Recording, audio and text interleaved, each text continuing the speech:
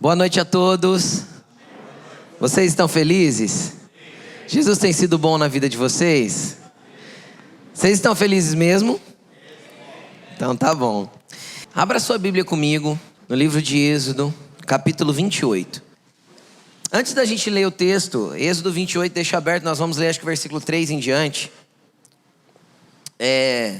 Eu quero explicar algo para que você entenda. Preste bastante atenção nessa introdução, para que faça sentido o que eu vou falar depois.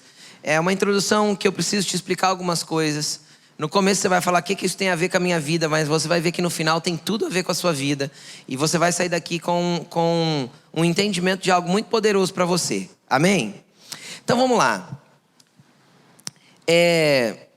A ideia de Deus desde o princípio, preste atenção. Hoje quando a gente fala sacerdote, a gente imagina uma pessoa que tenha uma vocação espiritual, ok? Que foi treinado e habilitado para representar as pessoas diante de uma religião. Sim ou não? É assim que a gente pensa num sacerdote. Porém, o conceito de Deus com relação a sacerdócio não era ter pessoas exclusivas, nunca foi ter pessoas exclusivas que representassem os outros diante dele. Quando Deus tira o povo do Egito, por exemplo, e introduz no deserto, Deus dá uma palavra muito específica para Moisés. Ele fala assim, olha, esse povo vai ser para mim sacerdotes. Eu quero que todos sejam sacerdotes. Eu vou levantar uma nação sacerdotal. O grande problema é que nesse meio tempo, o povo ficou com medo de Deus, com medo da manifestação de Deus. E em meio a esse medo, eles pedem o seguinte: Moisés, fale você com Deus e transmita para nós que nós te obedeceremos. Ali foi levantado o que Deus não queria. Um sacerdote. Alguém que fosse até Deus e trouxesse o recado de Deus para o povo. Deus nunca teve intenção disso. Deus nunca quis isso. Deus sempre quis uma nação sacerdotal. Aí, quando o sacerdócio é instituído realmente, Moisés institui os sacerdotes para representar o povo diante de Deus. Esse sacerdócio é estabelecido segundo o padrão que Deus mostrou para Moisés, num tabernáculo, num pequeno templo. Ele era pequeno. E esse templo, ele tinha basicamente duas alas. Ele tinha algumas coisas do lado de fora, mas dentro dele tinha duas alas. Um lugar chamado lugar santo e um lugar menorzinho chamado lugar santíssimo, ou santo dos santos. Tinha uma cortina que dividia.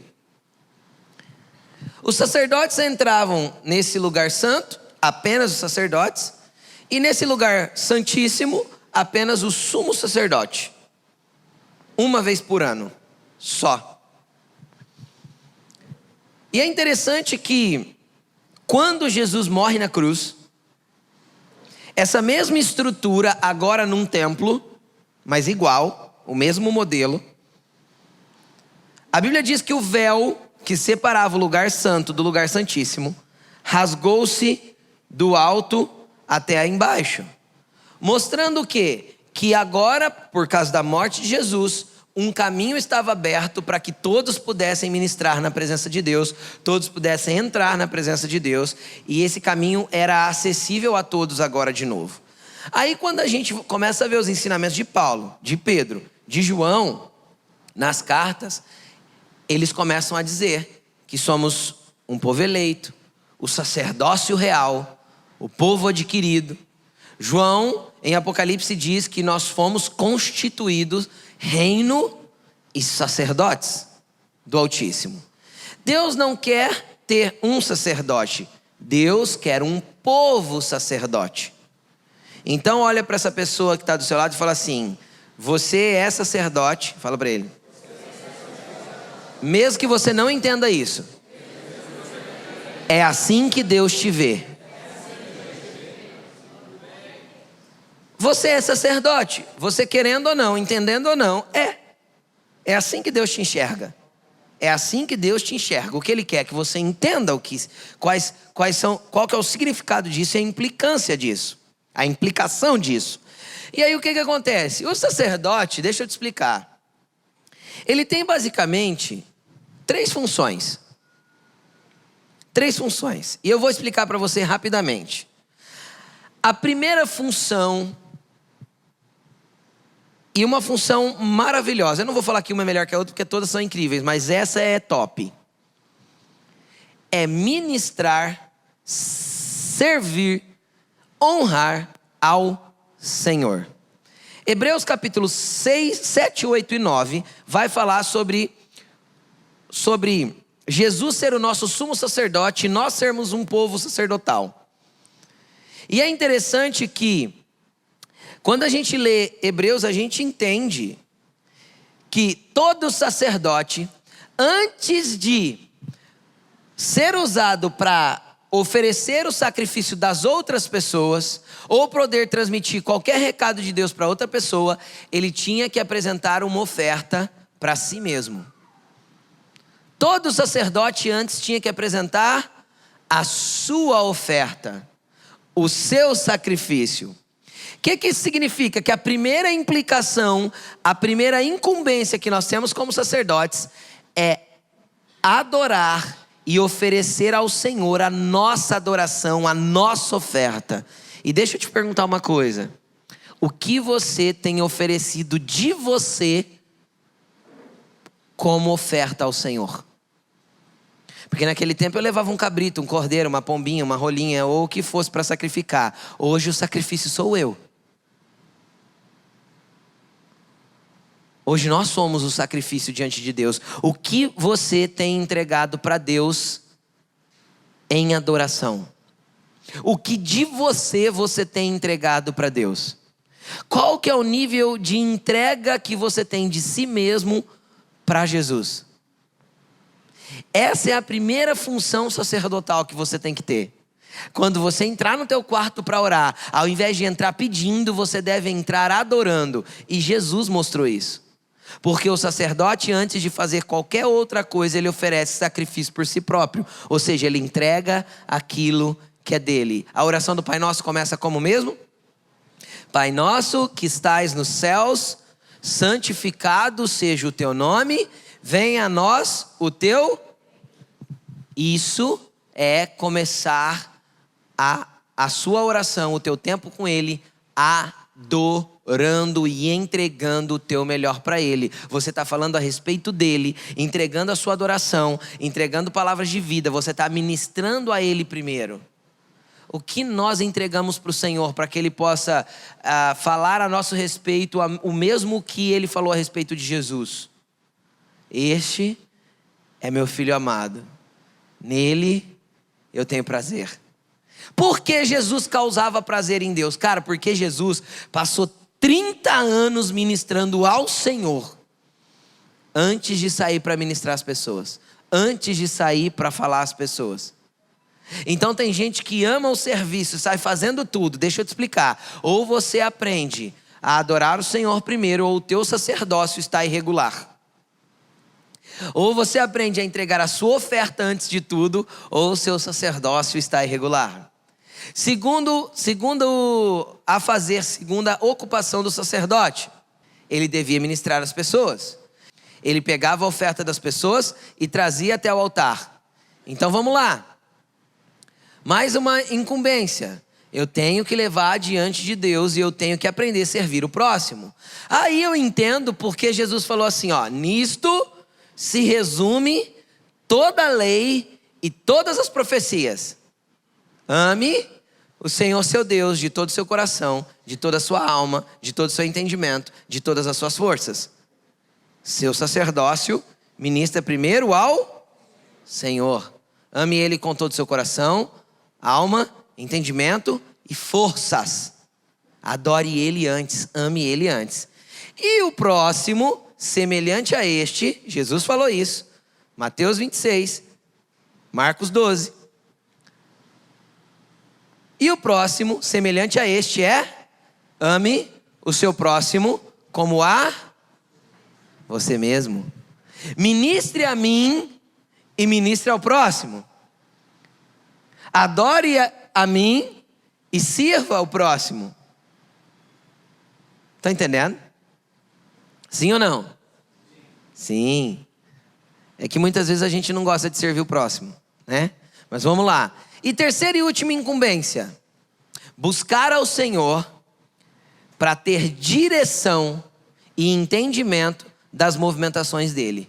E isso também era uma incumbência sacerdotal. O que Deus está querendo comunicar para o seu povo, o que Deus está querendo comunicar para mim, o que Deus quer que nós façamos. Aprender a ouvi-lo e obedecê-lo. E isso também é algo que Jesus deixou claro. João 10 diz que Jesus disse: as minhas ovelhas ouvem a minha voz e me obedecem. Quem é a ovelha de Jesus aqui? Levanta a mão assim, ó. Então você precisa ouvi-lo. Mas como que eu ouço Jesus? Fazendo as duas primeiras coisas. Então primeiro eu aprendo a ministrar ao Senhor com a minha vida. Lembra Romanos 12:1? Irmãos, rogo-vos, pois, irmãos, pelas misericórdias de Deus, que vocês ofereçam os vossos corpos como um sacrifício vivo, santo e agradável ao... Isso é o culto que vocês prestam a Ele com a sua razão, um culto racional. Ou seja, seja entendido de que você tem que ministrar para Ele primeiro. Entenderam? Depois eu vou ministrar às pessoas. Então eu vou começar a entender e ouvir a voz de Deus, porque Ele vai começar a se comunicar comigo. Então olha para essa pessoa que está do teu lado e fala assim: os seus ouvidos espirituais podem ouvir a voz de Deus. Os seus olhos espirituais podem ver o Senhor. Amém? Como? Sendo um sacerdote. Eu ministro a ele, ministro ao próximo e começo a receber direções dele. Mas, introduzida essa parte, quero ler com você o texto de Êxodo 28, versículo 3. Êxodo 28, 3. Diz assim, ó. Se alguém tiver sem Bíblia, pode acompanhar pelo telão, tá bom? Diga a todos os homens capazes, aos quais dei habilidade, que façam vestes para a consagração de Arão, para que me sirva como sacerdote. Essas são as vestes que farão: um peitoral, um colete sacerdotal, um manto, uma túnica bordada, um turbante e um cinturão, para que o sacerdote Arão e os seus filhos me sirvam como sacerdotes. Eles farão vestes sagradas e usarão linho fino, fios de ouro, fios de tecido azul, roxo e vermelho. Amém? Preste atenção aqui em mim agora. Deixa a Bíblia aberta que nós vamos ler outros versículos, senão você acompanha no telão.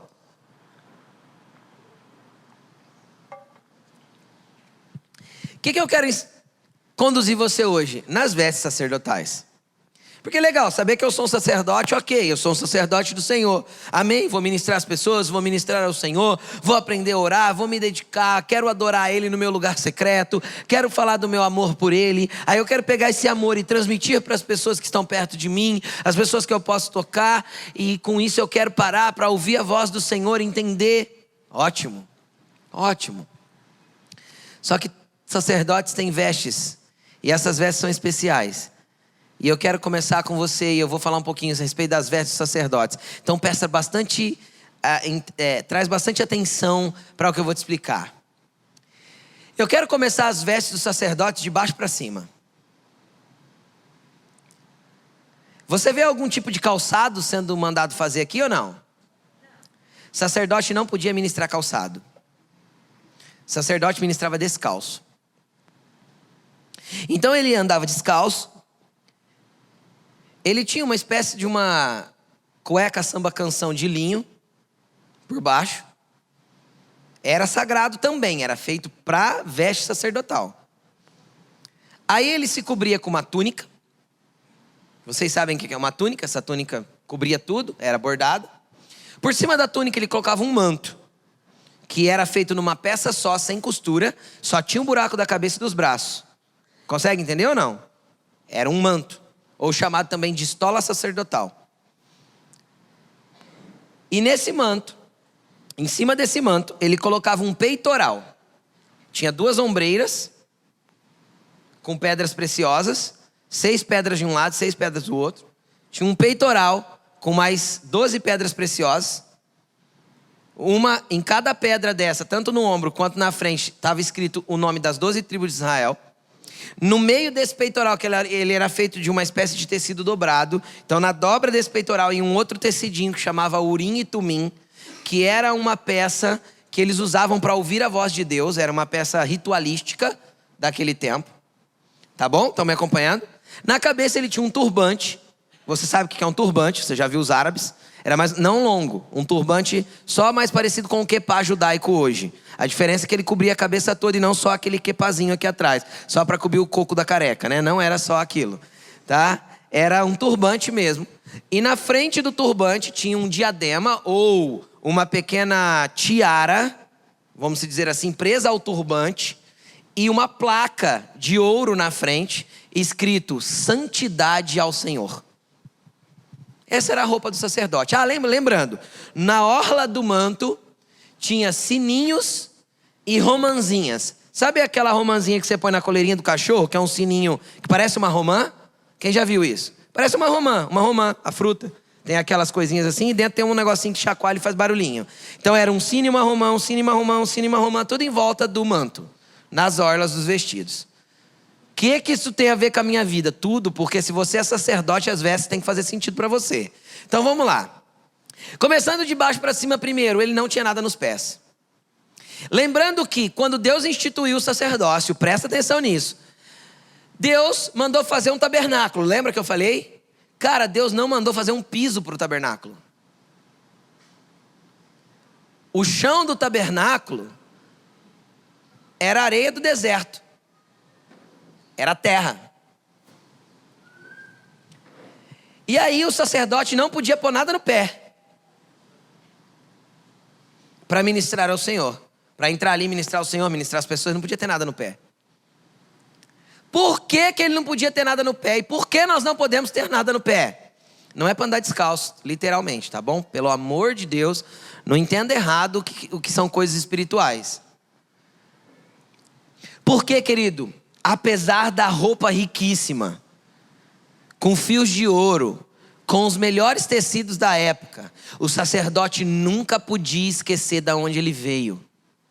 Ele é pó e para o pó voltará. Então, querido, deixa eu te explicar uma coisa. Se você quer continuar sendo sacerdote do Senhor, nunca se esqueça de onde você veio.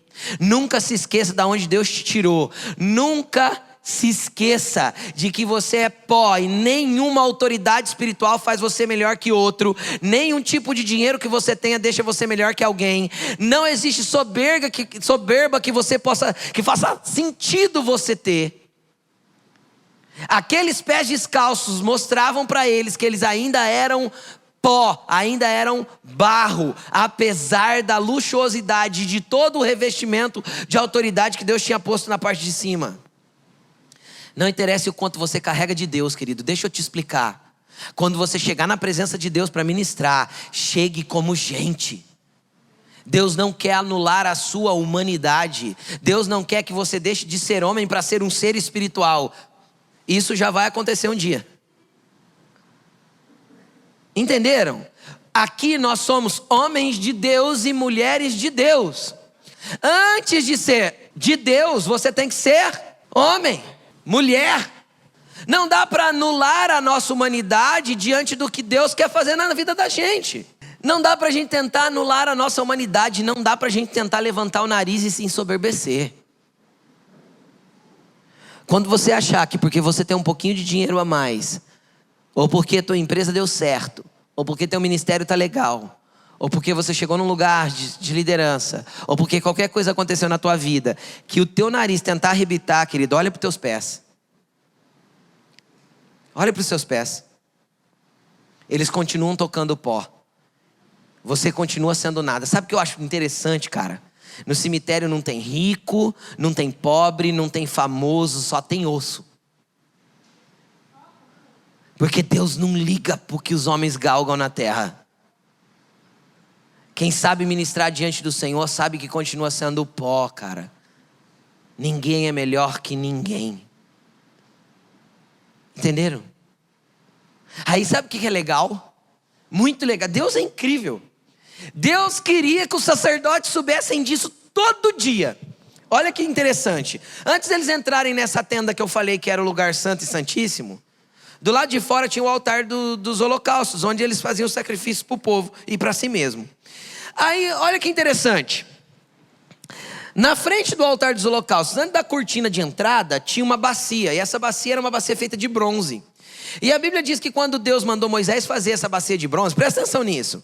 Deus falou assim para Moisés: Moisés, use o bronze polido dos espelhos das mulheres.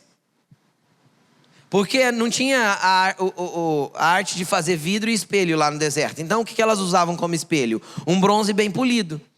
Brilhava, refletia. Era aquele bronze polido que era para ser usado como matéria-prima para fazer a bacia. Era uma bacia. Tinha um pedestal e uma bacia. E antes de entrar na presença do Senhor, eles tinham que lavar as mãos e os pés.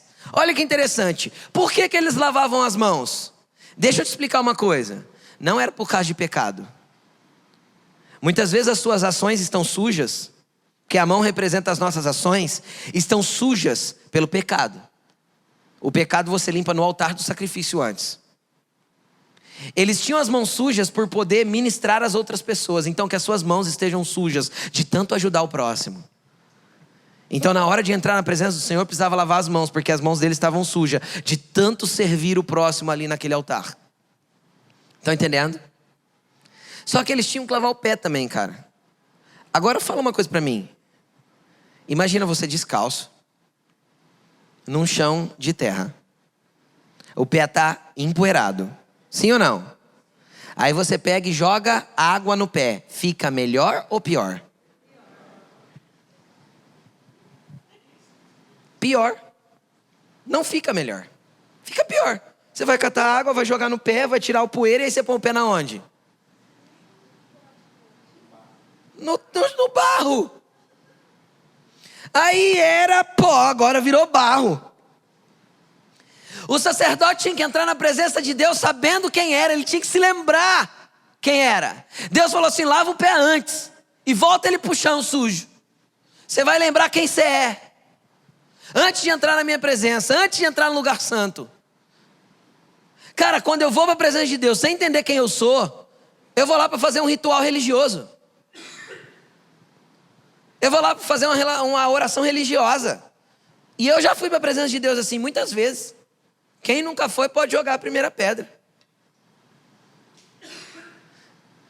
Enquanto a gente não aprende a entrar na presença do Senhor, entendendo quem é, cara. Entendendo tanta sujeira que a gente carrega em nós. E o quanto nós somos carentes e necessitados da misericórdia e do perdão dEle. Enquanto nós não viermos na presença dEle entendidos de quem somos, nós vamos ficar nos debatendo lá, orando orações longas, como as dos fariseus, que faziam grandes orações só para comer comida na casa das viúvas. Não é isso que Jesus falou? Nós temos que aprender que ainda somos barro, ainda somos pó, ainda temos fraquezas, somos tentados e ainda lutamos contra a nossa carne todos os dias. O apóstolo Paulo falou assim: eu não vi vocês lutarem até sangrar para se manterem santos, para se manterem longe do pecado. Nós precisamos entender quem somos. Olha para os seus pés. Eles ainda tocam o chão. Nenhum tipo de raiva, mágoa, rancor que você guarde das pessoas, querido, vai construir nada na tua vida. Você é pó igualzinho a ela. O mesmo barro que te fez ela. O mesmo Criador que soprou nas tuas narinas para te dar vida, deu vida a ela também. O tanto que Jesus me ama, ama também o cara que está mais jogado para a sarjeta agora, trêbado, caído lá com a cabeça machucada porque bateu na guia de sarjeta quando caiu. O mesmo amor que Deus tem por mim, tem por ele. Ele é pó e eu sou pó.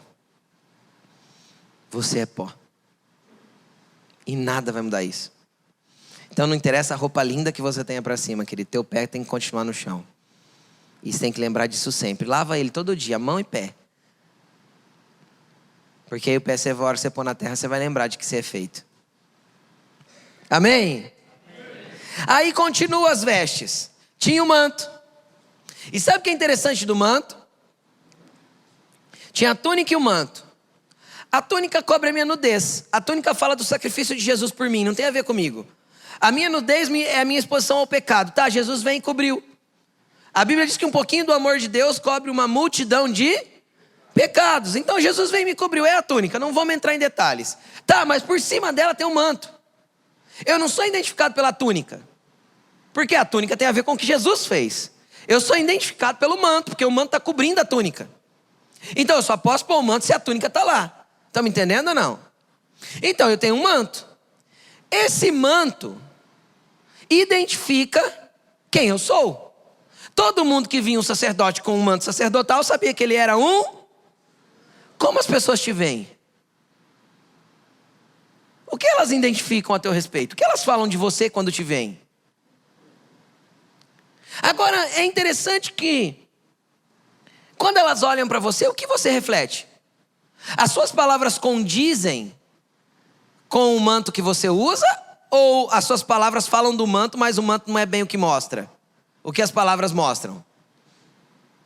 O que nós transmitimos para as pessoas a respeito de quem somos? O que nos cobre e nos faz as pessoas verem a nosso respeito? Agora deixa eu te explicar mais uma coisa. Sabe por que ao redor do manto tinha um sininho, uma romãzinha, um sininho, uma romãzinha? Porque quando o sacerdote andava, identificava que ele era um sacerdote. Ele ia andando e ia fazendo o quê? Barulho. Imagina a barulheira. 3 quarteirões de distância, o povo já falava, o sacerdote está vindo. Agora deixa eu te explicar uma coisa. Se o seu caminhar não identifica que você é um sacerdote, se o teu caminhar não reflete que você anda com Jesus, se o teu procedimento no dia a dia não reflete o teu cristianismo do domingo à noite, tem alguma coisa errada com aquilo que está cobrindo a tua vida. Estão comigo? Vocês estão aí, gente? Amém.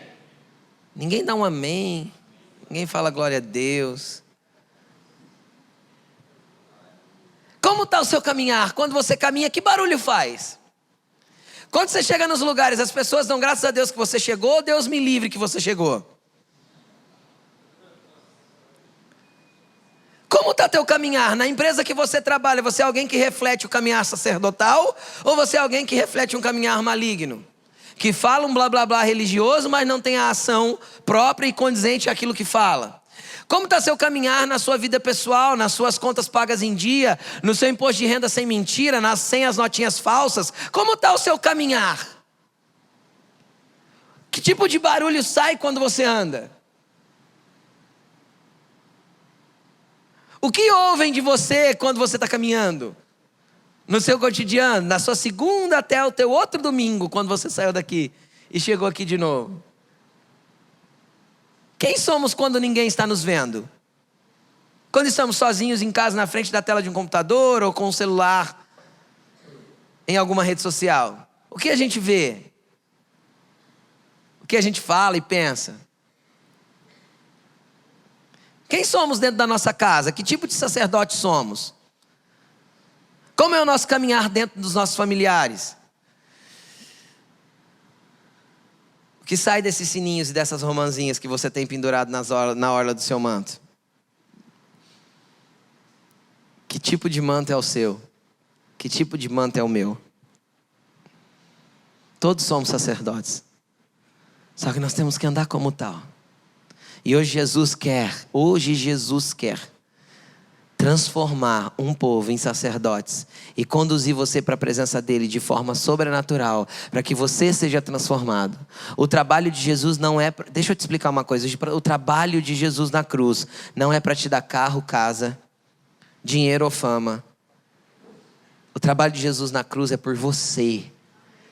O trabalho de Jesus na cruz é por causa de pessoas, tem a ver conosco, não a ver com o que temos. Olha para essa pessoa que está do teu lado e fala assim, sabe por que Jesus morreu na cruz? Fala para ele. Para te transformar. Todo o trabalho de Jesus é por tua causa. É assim. É a gente primeiro. Mas pastor, e o que eu preciso? Deixa eu te explicar uma coisa. Jesus foi tão enfático com esse negócio que nós podemos pedir as coisas para Ele, que Ele falou assim: olha, se tem uma porta fechada, bate, bate que ela vai abrir. Se você precisa de alguma coisa, pede, pede, porque te será dado. Sim ou não?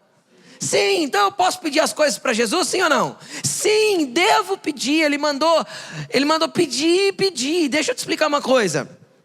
Lá no hebraico, não tem um negrito para mostrar que uma palavra é importante, ou um entre aspas, ou um ponto de exclamação. Então, quando eles queriam enfatizar alguma coisa, o que eles faziam?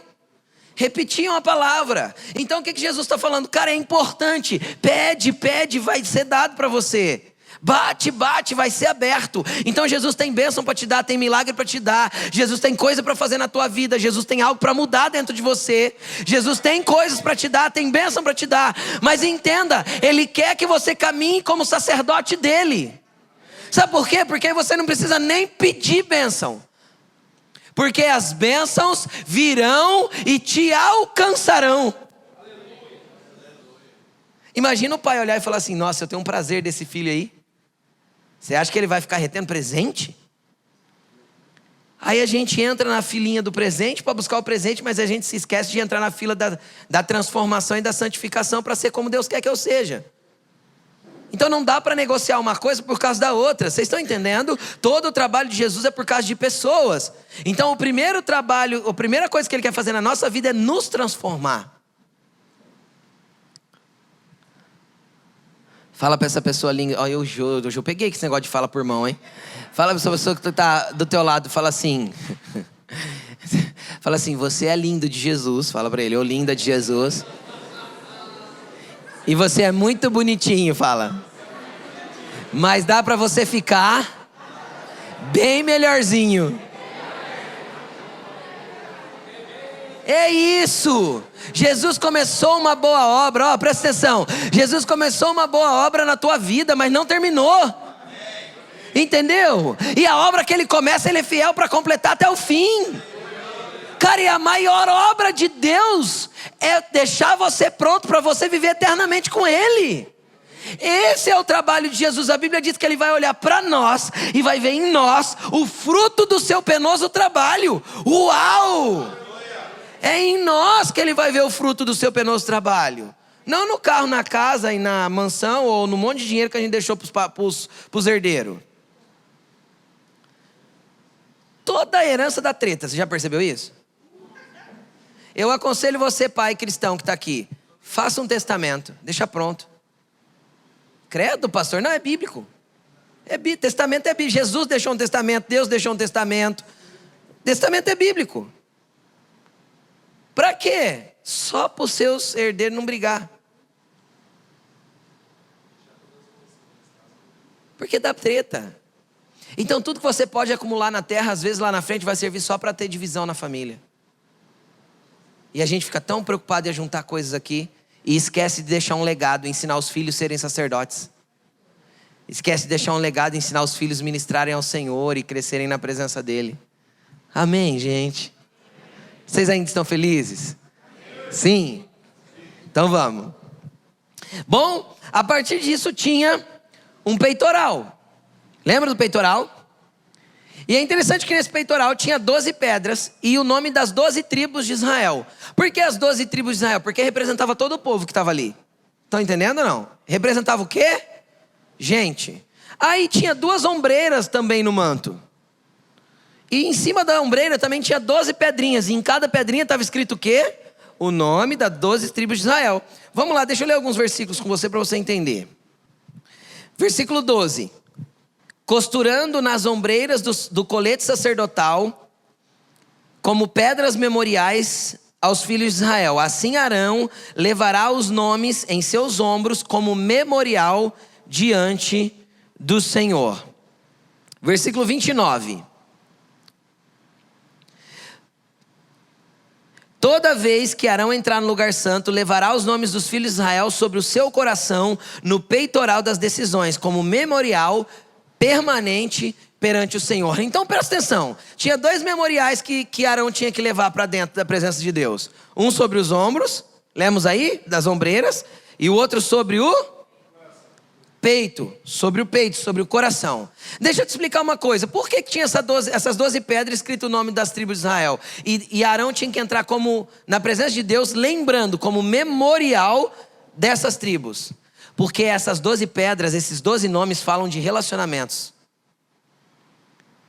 E deixa eu te explicar uma coisa. Existem relacionamentos, existem pessoas que a gente carrega no coração. Mas existem pessoas que a gente carrega nos ombros. Vocês entenderam? A Bíblia diz que é para nós suportarmos uns aos outros em amor. A palavra suportar não tem a ver com uma pessoa insuportável que eu tenho que suportar. Não é igual a gente entende na nossa língua. Suportar é literalmente entrar por baixo para dar suporte, é colocar nos ombros. Por isso que ele tinha o nome de pessoas no ombro e o nome de pessoas no peito. Tem pessoas que a gente leva no peito, cara. É fácil, é amável, é querido, mora no nosso coração. Pessoa que a gente ama, pessoa que a gente chega na presença de Deus e consegue orar por ela assim: Deus, abençoe muito aquela pessoa, eu amo ela demais. Só que tem pessoa que a gente coloca no ombro. Agora deixa eu te explicar, se você exclui as pessoas do ombro, a tua veste sacerdotal está incompleta. Tem gente que a gente vai ser suporte. Sabe o que é suporte? É a mesma coisa. Imagina uma mesa com a perna quebrada e alguém fala assim: ó, faz um suporte desse canto aqui até que eu arrumar alguma coisa para pôr embaixo. Entende o que eu estou falando? É suportar mesmo, é carregar a carga. Por isso que Paulo falou: ó, carreguem as cargas pesadas uns dos outros. É aprender a dar suporte, porque um sacerdote tem que saber levar pessoas no peito, mas tem que saber levar pessoas nos ombros. Se a gente está disposto a levar os amigos do peito, mas não está disposto a levar os amigos do ombro, querido. Então tem gente que está lá dentro, é fácil levar para a presença de Deus. Agora, Jesus ensinou assim: ore pelos seus inimigos, abençoe aqueles que te perseguem. Às vezes esse é o que você está suportando, colocando no ombro e levando. Nós temos que abençoar essas pessoas. Aonde que Deus ia olhar? Como memorial na presença dele. Deus vai analisar os nossos relacionamentos e como nós lidamos com as pessoas, como nós chegarmos na presença dele. Todas as vezes. Quem que nós levamos como memorial para a presença dele? O quanto há de suporte em nós e o quanto há de coração em nós. Deus dá tanta importância para relacionamento, tanta importância, que Jesus instituiu a ceia em volta de uma mesa, porque ele ama relacionamentos. Deus deu tanta importância para relacionamentos que dentro desse lugar santo, lembra do lugar santo? Tinha 3 coisas: o candelabro, que ficava aceso e representava os 7 Espíritos do Senhor; o altar de incenso, que era onde entregava-se a adoração; e uma mesa com pães que os sacerdotes sentavam para comer juntos. Dentro do lugar santo tinha relacionamentos. De tanto que Deus valoriza relacionamentos. Deus valoriza tanto relacionamentos que ele é um Deus em 3. Ele é um Deus relacional: Pai, Filho e Espírito Santo. 3 que se tornam um Deus. Ele é um Deus relacional. Não tem como fugir dos relacionamentos. São os relacionamentos que nos moldam, que nos ensinam a amar e nos ensinam a suportar. Nos ensinam a amar e nos ensinam a suportar. É por isso que essas peças estavam no colete sacerdotal. Então olha para esse irmão que está do teu lado e fala assim: irmão, eu queria muito te amar, mas se não der eu vou te suportar.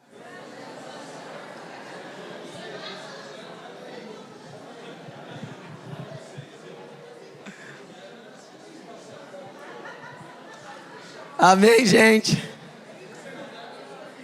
Maior treinamento para esse negócio é o casamento, não é? Tem dia que a gente entra na presença de Deus com a esposa no coração, e tem dia que a gente entra com ela nos ombros. Tem dia que a esposa vai para a presença de Deus com o marido no coração, e tem dia que ela vai para a presença de Deus com o marido nos ombros. Senhor, não aguento mais esse homem. Deus olha e fala: aguenta sim, filha. Eu não criei o divórcio, eu criei o casamento. Amém? Eu não criei o divórcio, eu criei o casamento. A Bíblia diz, eu odeio o divórcio, Deus fala. Mas eu criei o casamento. Então aguenta porque eu te dei ombreiras e peitoral. Você leva no peito, mas leva nos ombros também quando precisar. Amém? E Deus só dá ombreira para quem consegue dar suporte, tá bom? Você entendeu? Amém. Vamos continuar. Aí, dentro do peitoral, versículo 30. Ponha também, tá aí? Ponha também o urim e o tumim no peitoral das decisões, para que estejam sobre o coração de Arão, sempre que ele entrar na presença do Senhor. Assim Arão levará sempre sobre o coração, na presença do Senhor, os meios para tomar decisões em Israel. O urim e o tumim era uma peça mística. Era uma peça que eles pegavam, era um paninho que eles pegavam. Não sei nem como funcionava. A Bíblia, esse negócio eu acho que sumiu depois no sacerdócio. Era um negócio, eu nem sei como funcionava. A Bíblia não descreve que jeito que era. A Bíblia não conta como era o urim e o tumim, como era usado para chegar nas decisões aqui, para ter o conselho do Senhor. Mas era para isso que servia. Onde que tinha que estar mesmo? Dentro do peitoral. O peitoral era feito de 2 peças de tecido dobrada. Dentro dessa dobra entrava o urim e o tumim, que era esse paninho aí. Deixa eu te explicar uma coisa. Qual foi a última vez que você entrou na presença do Senhor para você tomar suas decisões? O quanto você busca a Deus para tomar decisões? A Bíblia diz que todo sacerdote tem um urim e um tumim no peito. Aonde vai vir a primeira testificação a respeito de algo que Deus quer que você faça? Na onde está o urim e o tumim? Sobre o quê? Deus vai começar a testificar no coração algo que você faça. Aí você pode ser que você ainda fique em dúvida, porque você pensa que é do teu coração, e você vai falar, Senhor, me dá uma confirmação, fala comigo na palavra, usa um profeta. E Deus faz, não tem problema. Mas o primeiro lugar que eu tenho que entrar para buscar o conselho do Senhor e para buscar como eu devo tomar minhas decisões é na presença de Deus, para que haja uma testificação no meu coração. O urim e o tumim precisa estar no meu peito. Agora, a gente sai fazendo tudo, cara, e não pergunta nada para Deus. Compra, vende, casa, descasa.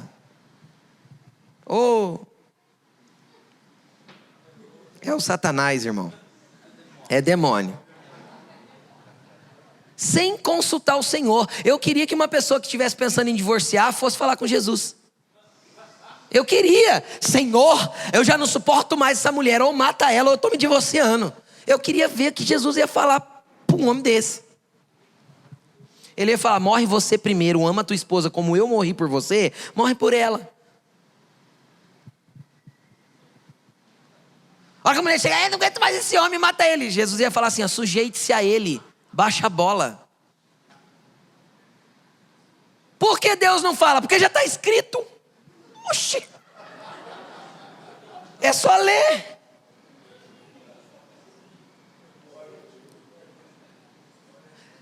Vai para Jesus para tomar decisões. Para de tomar decisão com esse teu cabeção, que esse teu cabeção já te levou para um monte de lugar errado.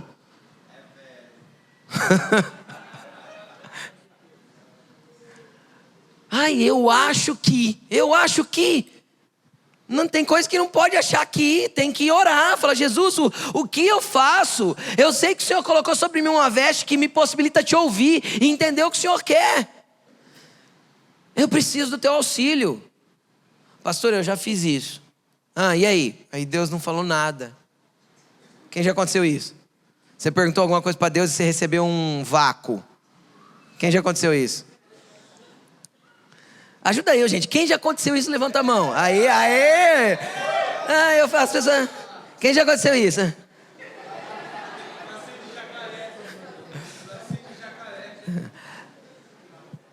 Recebe um vácuo. Deixa eu te explicar uma coisa que eu aprendi na prática, depois de sofrer um monte de vezes. Então aprende. Quando Deus não responde é porque Ele não quer que você se mova. Pronto. Espera a resposta vir. E se demorar um mês, espera. Eu vou perder o negócio. Se o negócio foi Deus que te deu, não perde. Espera a resposta vir. Quando Deus me falou isso a primeira vez, bastante tempo atrás, eu falei assim, Senhor, onde está isso na tua palavra? O Senhor falou assim, o povo de Israel só andava quando a nuvem se movia. Eu sou a nuvem. Se eu não me movo, você não se move. Eu falei, Entendi. Então se a nuvem não mexeu, eu não me movo. Entenderam? Então eu fico ali continuando a buscar a palavra até entender o que Deus quer de mim. E o que Deus quer que eu faça. Esse conselho precisa estar sob o coração. Aí a hora que começa a vir uma testificação no teu espírito, né? A gente até usa uma frase bonitinha hoje, né, Elaine? Toda hora a gente usa isso. Tô tendo um entendimento no meu espírito, ela fala pra mim. Eu falo pra ela, Elaine, eu tô tendo um entendimento no meu espírito. Na verdade é o urim e o tumim ministrando o coração no entendimento daquilo que o Senhor quer que nós manifestemos. Amém? Aí vem uma última peça para que a gente acabar, tá bom? Cara, o turbante.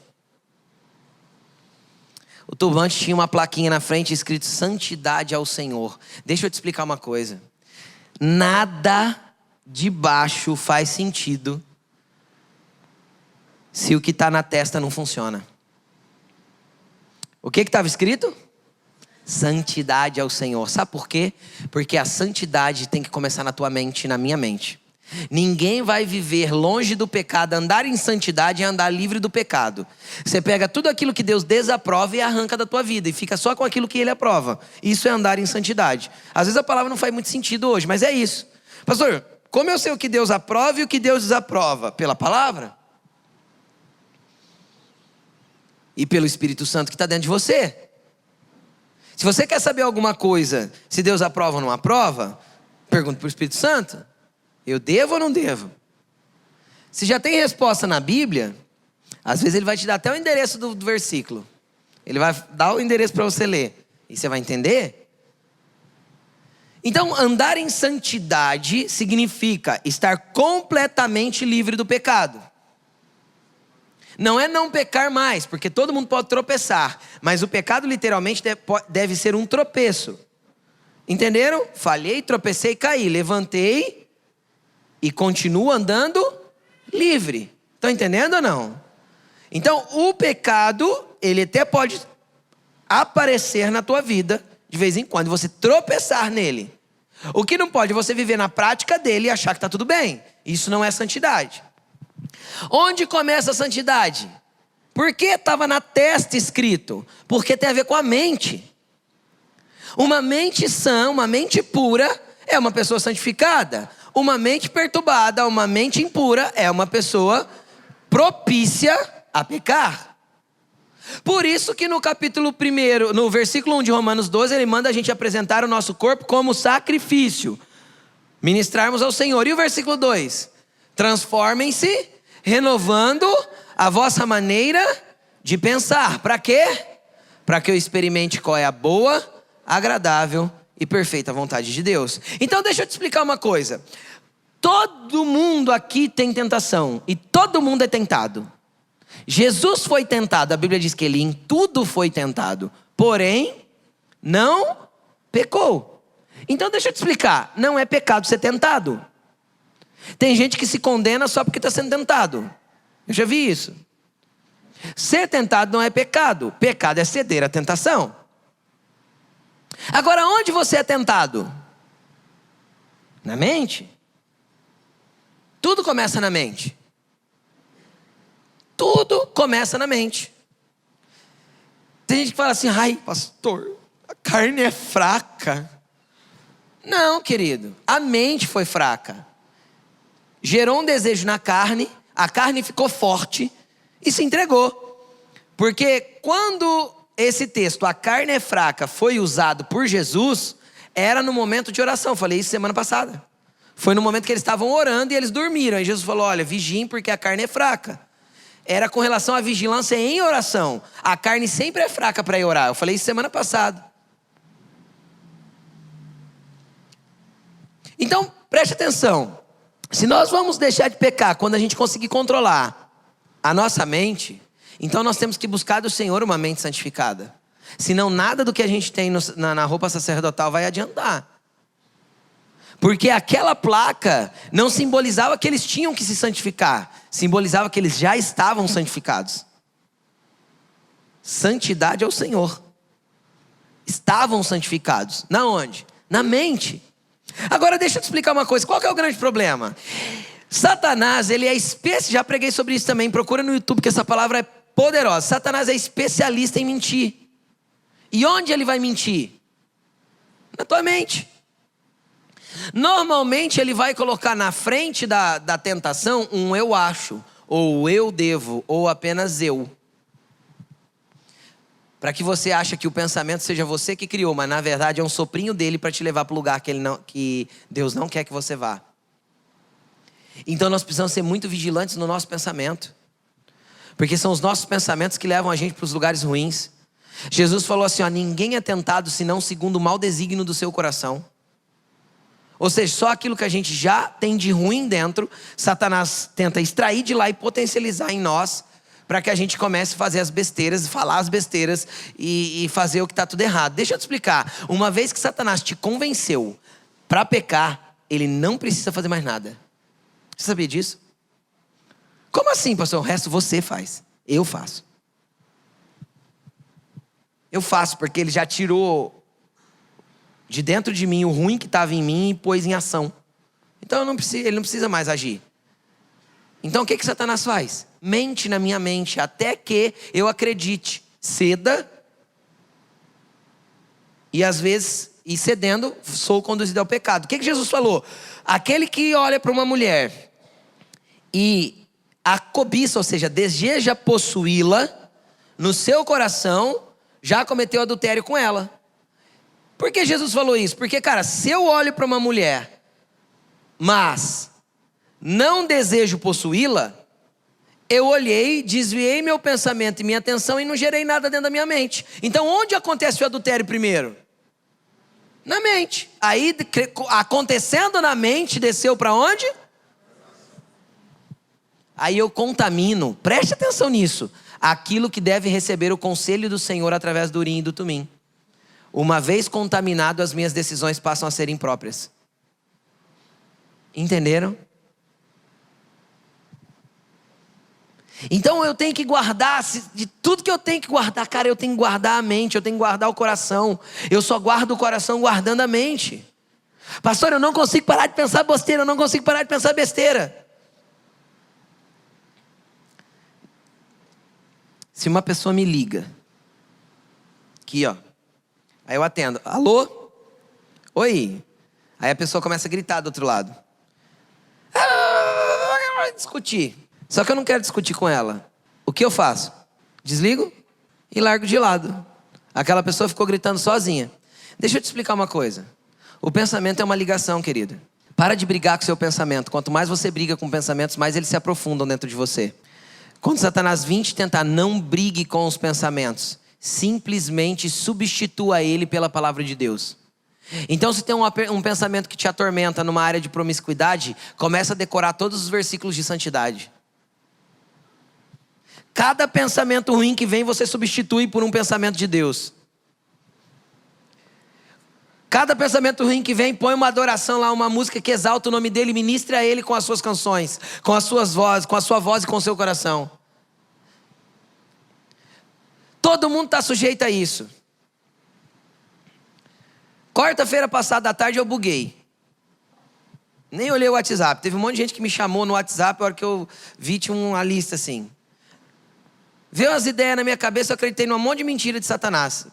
Deu piti, fui pro quarto, comecei a chorar. Comecei a orar. Quarta agora que passou.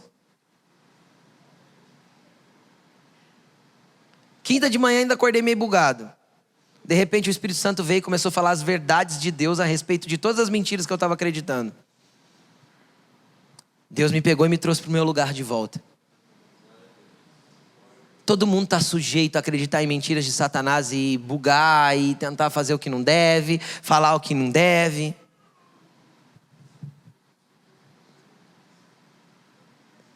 Todo mundo. Ninguém é super-herói, lembra? O pezinho continua onde? No barro. No barro. Nós temos que ter uma mente santa. Uma mente santa vai nos conduzir a uma vida santificada, a uma vida longe do pecado. Cara, por isso que o apóstolo Paulo orientou assim, ó, preste atenção. Tudo que é puro, tudo que é amável, tudo que é de boa fama. se há alguma virtude ou se há algum louvor, nisso pensai. Nisso pensai. Então substitua os pensamentos ruins por aquilo que tem boa fama, por aquilo que é bom, por aquilo que é amável, por aquilo que é santo, por aquilo que há louvor. Substitua, porque é nisso que nós temos que pensar.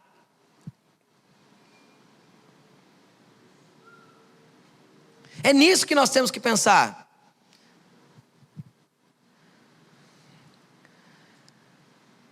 Sabe por quê? Sabe por quê? O homem tem mais vontade de fazer amor do que a mulher, normalmente? Quem é casado sabe do que eu estou falando. Porque o homem pensa nisso. E a mulher não. Ela só lembra quando você procurou. O homem pensa nisso. E isso move a vida do homem, leva o homem a ter mais desejo. Porque aquilo que a gente alimenta no nosso pensamento vai mover a nossa vida. E não adianta, não é diferente. E eu não estou falando de mente positiva. Eu estou falando de mente santificada. Eu não estou falando que você pensar positivo vai fazer seu negócio dar certo. Você é balela. Nem ficar repetindo mantra, né? Vai dar certo em nome de Jesus, vai dar certo em nome de Jesus, vai dar certo em nome de Jesus, vai dar certo em nome de Jesus. Ah, que vai dar certo em nome de Jesus. Vai dar certo se Jesus tiver propósito, se não tiver não vai dar certo. A porta aberta é você e a fechada é você. A porta que Deus abre ninguém fecha, mas aquele fechou, meu amigo, ninguém abre. Pode orar, jejuar, jogar óleo de unção, passar sangue nos umbrais para fazer o que você não vai abrir. Então tem porta que é fechada que é ele também. Então não estou falando de mente positiva, estou falando de mente santificada. Substituição de pensamento. Pensar naquilo que é puro, naquilo que é amável. Porque a hora que a minha mente for santa, as minhas vestes farão sentido. Eu vou saber lidar com a minha humanidade. Eu vou saber lidar, eu vou poder transmitir com o meu manto uma vida verdadeira de um cristão verdadeiro. O meu caminhar vai simbolizar que sou um sacerdote. No meu peito vou ter relacionamentos e nos meus ombros também. Vou saber consultar o Senhor para tomar as decisões, porque eu tenho uma mente santificada. É a partir da mente que começa tudo. Tudo. Tudo. Até onde a minha mente tem que ser santificada? Até eu não ser mais governado pelos instintos da minha alma, que é a essência da minha mente e coração. Até que eu seja governado pelo Espírito de Deus, que está ligado ao meu Espírito dentro de mim. Ainda assim, quando eu for governado pelo Espírito, de vez em quando a minha alma vai ter desejos que não estão condizentes com o Espírito. A minha mente às vezes vai dar um transtorno, meu coração vai desejar coisas ruins. E aí o que eu tenho que fazer? Cantar igual o salmista. Aquieta minha alma. Meu coração vai ouvir a voz do Senhor. A minha mente é santificada no Senhor. Hoje Jesus quer santificar mentes aqui. Uma mente santificada vai fazer essa depressão sumir da tua vida. Uma mente santificada vai fazer esse desejo de morrer de vez em quando sumir da tua vida. Uma mente santificada vai fazer essa promiscuidade sair da tua casa e da tua vida. Uma mente santificada vai fazer você deixar a pornografia. Uma mente santificada vai fazer você viver uma vida que você não imagina o quanto ela é boa. O quanto é poderoso viver com uma mente santa, uma mente sã, uma mente alinhada pelo Espírito de Deus, uma mente que está em acordo com aquilo que a palavra de Deus mostra. Ah, como é bom viver uma vida livre do pecado. É literalmente viver livre, viver leve, viver feliz, mesmo tendo momentos difíceis. Todo mundo tem momentos difíceis na vida, mas Jesus quer te dar uma vida leve. Ele falou, toma de mim o meu jugo. Tem um jugo, mas é leve, é suave. Entende? Toma de mim o meu fardo. Tem um fardo, mas é leve e é suave. Por quê? Porque eu ando em santidade. Porque eu ando representando o sacerdócio que Ele deu para a minha vida. É assim que Jesus te quer. Então eu quero te convidar a se colocar de pé agora. Nós precisamos orar um pouquinho disso antes de cear. Fala com o Senhor. Fala, Jesus, eu estou aqui e eu quero andar em santidade. Eu quero ter vestes sacerdotais. Às vezes teu problema é o orgulho, é a soberba. Olha para os teus pés. Às vezes o teu problema é a mente perturbada. Pede para o Senhor trocar os seus pensamentos, te ajudar. Fala: Espírito Santo, eu preciso do seu auxílio para substituir os pensamentos que pairam no meu coração, que pairam dentro de mim. Fala para o Senhor: Senhor, eu quero ter um manto, uma cobertura que reflete quem Tu és em mim. Eu quero ter um caminhar que mostra quem Você é em mim. Eu quero ter relacionamento, Senhor, que eu possa levar para a Tua presença, em memorial a Ti. Feche os seus olhos, é você e o Senhor. O sacerdócio é seu. Comece, antes de você fazer qualquer coisa e pedir qualquer coisa, comece ministrando a Ele. Libera a palavra de adoração antes. Fala: Senhor, eu sei quanto Tu é santo, eu sei quanto Tu é grande, eu sei quanto o Senhor é poderoso. Jesus, eu sei quanto Você é magnífico, incrível, poderoso, santo, Rei, Senhor, Deus, Pai, amigo. Tu és tudo e para mim, Jesus. Tu és o meu Cristo, o ungido que me salvou. Começa ministrando a Ele, então entra pedindo aquilo que o teu coração precisa ser transformado. A obra do Espírito Santo é sobre o teu coração nessa noite. A obra do Espírito Santo é sobre o teu coração nessa noite. Vem, Santo Espírito, vem, Santo Espírito. Vem mover em cada coração, em cada mente, em cada entendimento. Vem mover, Espírito Santo, dentro de cada um aqui. Vem mover, Espírito Santo, dentro de cada pessoa aqui.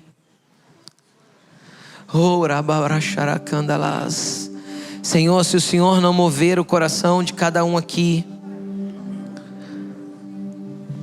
se o Senhor não mover o nosso coração e a nossa mente em Ti, para Ti, nós somos incapazes como seres humanos, Jesus. Os nossos pés no barro ainda nos limitam de viver verdades no Senhor. Feche os seus olhos, querido. Desligue-se de quem está perto de você. Fale com Deus mesmo. Fale com Deus. Nós queremos mais Você, Jesus, mais Você.